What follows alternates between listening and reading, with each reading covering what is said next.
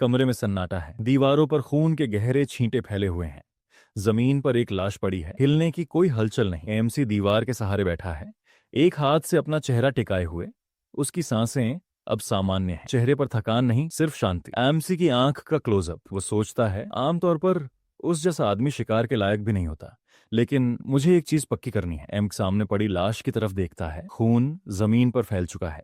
उसकी नजर ठंडी है, जैसे वो सिर्फ परिणाम देख रहा हो, इंसान नहीं। एमसी धीमे से बोलता है, इन्वेंट्री। अचानक उसके सामने नीली रोशनी उभरती है। पानी जैसी लहराती हुई एक स्क्रीन खुल जाती है।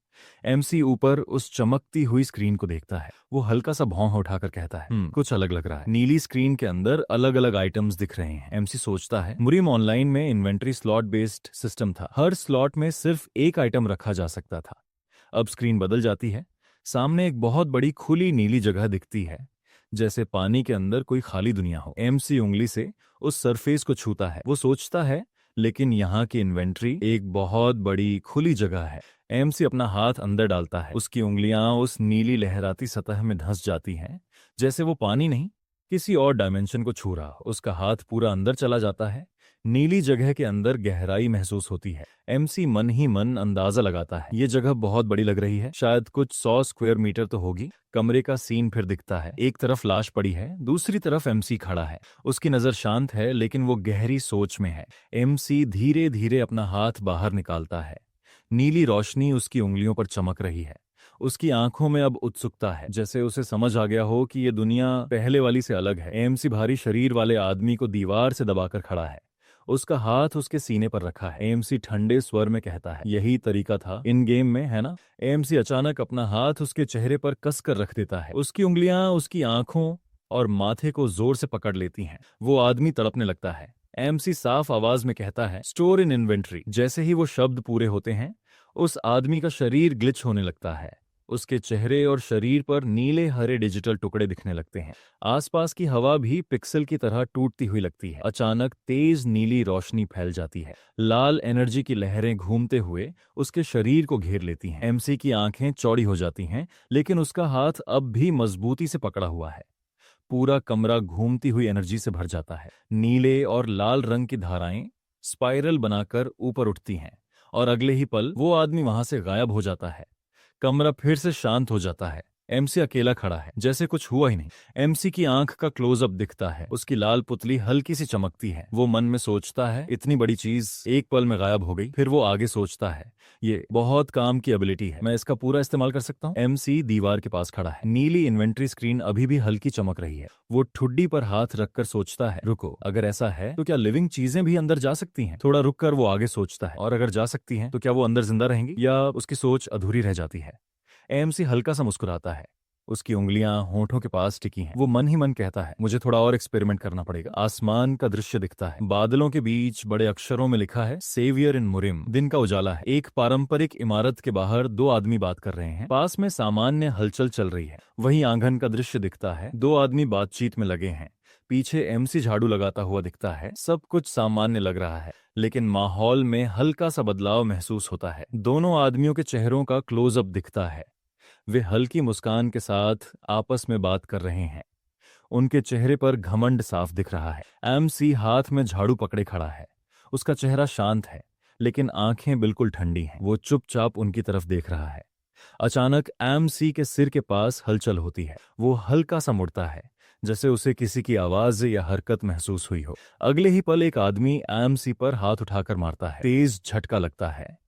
एमसी का सिर एक तरफ झटके से मुड़ जाता है। वो आदमी गुस्से से नीचे देखते हुए कहता है, अरे ओ बेवकूफ, सुना है तू गूंगा हो गया है? एमसी चुप रहता है। एमसी हल्की सी टेढ़ी मुस्कान देता है। उसकी आंखें आधी बंद हो जाती हैं। वो धीमी टूटी फूटी आवाज में कहता है, ओह। उसकी आवाज कमजोर लगती है, लेकिन चेहरे की मुस्कान कुछ और ही बता रही है। वो आदमी गुस्से में एमसी की बाजू पकड़कर उसे जोर से खींचता है। वो दांत पीसते हुए कहता है, धत्त तेरे की, ऐसे खड़े खड़े क्या देख रहा है बेकार के गूंगे? एमसी चुप रहता है। उसका चेहरा नीचे झुका हुआ है। वो आदमी अस्तबल की तरफ उंगली दिखाकर कहता है, उस घोड़े को ले जा, बाहर घुमा कर ला। अंदर खड़ा घोड़ा शांत दिखता है। एमसी हल्का सा सिर उठाता है। उसके मुंह से टूटी फूटी आवाज निकलती है। वो ठीक से सीधा भी खड़ा नहीं हो पा रहा। वो आदमी झुंझलाकर मुट्ठी भींचता है, गुस्से में कहता है, हे भगवान, मैं ऐसे आदमी का क्या करूं जो ठीक से बोल भी नहीं सकता। एमसी की आंखें नीचे ही रहती हैं। कुछ देर बाद एमसी घोड़े की लगाम पकड़कर सड़क पर चलता दिखता है। उसका चेहरा शांत है। वो बिना कुछ कहे आगे बढ़ता जाता है। बाजार का सामान्य सीन दिखता है। लोग अपने काम में लगे हैं। किसी को अंदाजा भी नहीं कि एमसी के अंदर क्या चल रहा है। दूर से वही बाजार दिखता है। दुकानदार आवाज लगा रहे हैं, लोग सामान खरीद रहे हैं। एमसी भीड़ के बीच से घोड़े को लेकर चुपचाप आगे बढ़ता रहता है। एमसी की आंखों का क्लोजअप दिखता है। उसकी पलकों के नीचे गहरी थकान है, लेकिन अंदर कहीं ठंडी सी चमक भी है। वो बिना पलक झपकाए सामने देख रहा है। बाजार का सामान्य सीन दिखता है। लोग अपने काम में व्यस्त हैं। एक कोने में अंधेरी गली के पास कुछ बच्चे छिपकर झांक रहे हैं। उनकी नजर एमसी पर टिकी है। अचानक वही बच्चे गली से बाहर कूदते हैं। एक पत्थर तेजी से उड़ता हुआ एमसी की तरफ फेंका जाता है। उनमें से एक जोर से चिल्लाता है, या पत्थर सीधे एमसी के सिर से टकराता है। उसका सिर एक तरफ झटक जाता है। घोड़े की लगाम उसके हाथ में ही रहती है। एमसी के बालों के बीच से खून की पतली धार बहने लगती है। वो सिर झुकाए खड़ा रहता है। उसके चेहरे पर कोई रिएक्शन नहीं है। बच्चे दूर खड़े मुंह बनाकर चिढ़ाते हैं। एक बच्चा जीभ निकाल कर कहता है, ना ना ना ना न्याहा, बेवकूफ सोसम। दूसरा हंसते हुए कहता है, कहते हैं ये तो ठीक से बोल भी नहीं सकता। एमसी अब भी चुप है। एक लड़का हंसते हंसते अचानक रुक जाता है। उसकी आंखें बड़ी हो जाती हैं। वह हकलाते हुए कहता है, सो समदमू। उसकी आवाज में डर आने लगता है। पूरा दृश्य अचानक गहरे लाल और काले साए में बदल जाता है। एमसी घोड़े के पास खड़ा है। उसकी आंखें अंधेरे में हल्की सी चमकती दिखती हैं। माहौल एक पल में भारी हो जाता है। वही लड़का अपनी आंखें मसलता है। उसके चेहरे पर साफ घबराहट है। उसे समझ नहीं आता कि अभी उसने क्या महसूस किया। एमसी घोड़े की गर्दन पर हाथ फेरता है। उसके चेहरे पर वही टेढ़ी अजीब सी मुस्कान है। वह धीमी टूटी आवाज में कहता है, ओह वो, लेकिन उसकी आंखें बिल्कुल शांत और ठंडी हैं। एमसी बिना पीछे देखे घोड़े को लेकर आगे बढ़ जाता है। पीछे खड़े लोग उलझन में एक दूसरे को देखते हैं। एक बच्चा अचानक घबराकर जोर से हंस पड़ता है, वाह हा हा हा। लेकिन उसकी हंसी में अब पहले जैसा मजाक नहीं, थोड़ा सा डर भी शामिल है। एमसी घोड़े को साथ लेकर आगे बढ़ता जा रहा है। पीछे से किसी की आवाज आती है, हकलाने वाला सोसम। लोग अब भी उसका मजाक उड़ा रहे हैं। पूरा दृश्य लाल साए में डूब जाता है। आवाजें गूंजती हैं, सोसम तो गूंगा है, वो कुछ नहीं कर सकता, वो तो बेवकूफ है। ये शब्द जैसे उसके दिमाग में बार बार टकरा रहे हैं। एमसी के कदम जमीन पर पड़ते हैं, धीरे लेकिन भारी, जैसे हर कदम के साथ कुछ बदल रहा हो। दूसरी तरफ एक आदमी पसीना पोंछते हुए बड़बड़ाता है, हाँ मेरे जैसा आदमी माचिल हथियार साफ करने में क्यों फंसा हुआ है। फिर वो छिड़कर कहता है, वो हरामी ग्वाक दोंगो, कई दिनों से दिखा ही नहीं। वो आदमी एक बड़े लकड़ी के दरवाजे के सामने रुकता है। दरवाजे को देखते हुए बड़बड़ाता है, कहीं मर तो नहीं गया। दरवाजा थोड़ा सा खुलता है।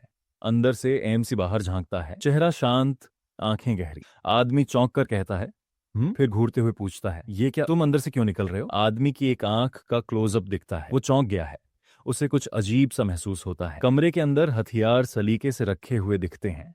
हर तलवार और खंजर चमक रहे हैं। सब कुछ साफ और ठीक से जमा हुआ है। आदमी हैरानी से एमसी की तरफ देखकर कहता है, कहीं ऐसा तो नहीं तुमने मेरा काम भी कर दिया। एमसी हल्का सा सिर झुकाकर उसकी तरफ देखता है। उसके चेहरे पर अजीब सी मुस्कान है। वो कुछ नहीं बोलता। आदमी सोचता है, उस मौत के करीब वाले अनुभव के बाद वो पूरी तरह बदल गया। वो मेहनत से काम कर रहा है और वो भी कर रहा है जो उससे कहा भी नहीं गया। क्या ये लड़का आखिर सही इंसान बन गया है। एएमसी हल्की सी आवाज निकालता है, लू। फिर वो अपनी उंगलियों से एक छोटी थैली पकड़कर आगे बढ़ाता है। उसके चेहरे पर शांत लेकिन रहस्यमयी मुस्कान है। आदमी छोटी थैली खोलकर अंदर झांकता है और कहता है, अभिषेक क्या है। उसकी उंगलियां कपड़े की गांठ खोलती हैं। उसकी आंखों का क्लोजअप दिखता है। जैसे ही वो अंदर की चीज पहचानता है, उसकी आंखें बड़ी हो जाती हैं। पसीने की एक बूंद नीचे गिरती है। आदमी जोर से हंसता है और एमसी के कंधे पर हाथ रखकर कहता है, पुहा हा हा ओ छोटे कमीने, आखिर तुम्हें समझ आ ही गया कि दुनिया कैसे चलती है। वो हंसते हुए एमसी के सिर पर हाथ मारता है और कहता है, हे अच्छा है, अब से ऐसे ही करते रहना। दृश्य थोड़ा दूर से दिखता है। आदमी खुश होकर थैली अपने पास रख लेता है। पीछे आर्मरी के दरवाजे के पास एमसी झाड़ू पकड़े खड़ा है। उसके चेहरे पर हल्की मुस्कान है। एमसी का क्लोजअप दिखता है। उसकी आंखों में हल्की लाल चमक है, चेहरा शांत है, लेकिन अंदर कुछ और चल रहा है। वो कुछ नहीं कहता, सिर्फ देखता रहता है। एमसी के मन में ख्याल आता है, क्या बेवकूफ है, उसे ये भी समझ नहीं कि ये उसकी परलोक की सवारी का किराया है। नीचे दृश्य में वही छोटी थैली हवा में गिरती हुई दिखती है। वो आदमी लालटेन से रोशन गली में खड़ा है, हाथ में थैली लहराते हुए कहता है, हाँ सही है, हर दिन बस सिर झुकाने से कुछ नहीं होता, हालात के हिसाब से ढलना सीखो। वो थैली हिलाते हुए कहता है, चलो देखते हैं, आज तो मेरी जेबें अच्छी तरह भर गई हैं। थैली उसके हाथ में झूलती रहती है। वो दांत दिखाकर मुस्कुराता है और कहता है, एंगेंग के पास जाने के बजाय शायद आज उस चालाक चोस्योन औरत से मिलने चला जाऊं। उसकी हंसी और चौड़ी हो जाती है। दृश्य बदलता है। लाल रोशनी से चमकती बड़ी इमारत के सामने वो खड़ा है। ऊपर बोर्ड पर लिखा है फिनिक्स टैवर्न। वो अंदर की तरफ बढ़ता है। अंदर से एक मोटा आदमी मुस्कुराते हुए कहता है, स्वागत है। अरे ये तो माचिल ह्युंग है। वो खुशी से आगे झुककर उसका स्वागत करता है। माचिल कंधे पर हाथ रखते हुए कहता है, हाँ जाओ, मेरे लिए चोस्योन को लेकर आओ। उसके चेहरे पर डीली लेकिन लालची मुस्कान है। मोटा आदमी सिर झुकाकर कहता है, जी आपकी यूजुअल एंगे। वो आदत से वही नाम लेने ही वाला होता है। मोटा आदमी अचानक सिर उठाकर चौंकते हुए पूछता है, रुको चोस्योन। माचिल दांत भींचकर मुस्कुराता है और कहता है, हाँ वही। उसकी सांस भाप की तरह बाहर निकलती है। मोटे आदमी का क्लोजअप दिखता है। उसका चेहरा थोड़ा सख्त हो जाता है। आंखों में हल्की बेचैनी दिखती है। वो कुछ नहीं बोलता। माचिल थैली आगे बढ़ाते हुए कहता है, ऐसे क्या देख रहा है ओ लड़के, पैसे यही हैं। वो सिक्कों से भरी थैली उसके सामने हिलाता है। मोटा आदमी तुरंत झुककर मुस्कुराते हुए कहता है, धन्यवाद। आप दूसरी मंजिल के आखिरी कमरे में इंतजार कीजिए, मैं अभी चो से उनको लेकर आता हूँ। वो हाथ जोड़कर उसे रास्ता दिखाता है। दूसरी मंजिल के आखिरी कमरे का दृश्य दिखाया जाता है। कमरा शांत है। एक कोने में लालटेन जल रही है, जिसकी नारंगी रोशनी दीवारों पर पड़ रही है। माचिल नीचे बैठकर मेज के सामने इंतजार कर रहा है। उसके सामने शराब की बोतल रखी है। दरवाजे के बाहर से एक औरत की आवाज आती है, अब मैं अंदर आ रही हूँ। कमरे के अंदर हलचल सी होती है। दरवाजा खुलता है। लंबे काले बालों वाली औरत अंदर आती है। वो शांत खड़ी होकर कहती है, मैं चोस्योन हूँ। माचिल उसे देखकर हल्का सा चौंक जाता है।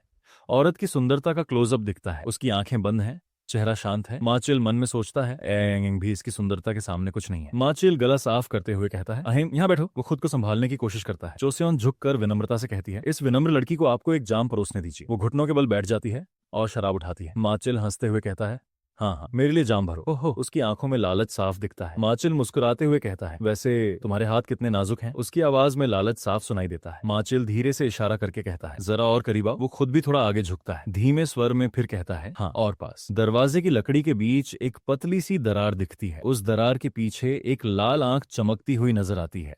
कोई चुपचाप अंदर झांक रहा है। लाल आंख का क्लोजअप दिखता है। आंख पूरी खुली हुई है। अंधेरे में सिर्फ वही चमक रही है। उसकी नजर सीधे कमरे के अंदर टिकी हुई है। माहौल अचानक भारी और खतरनाक लगने लगता है।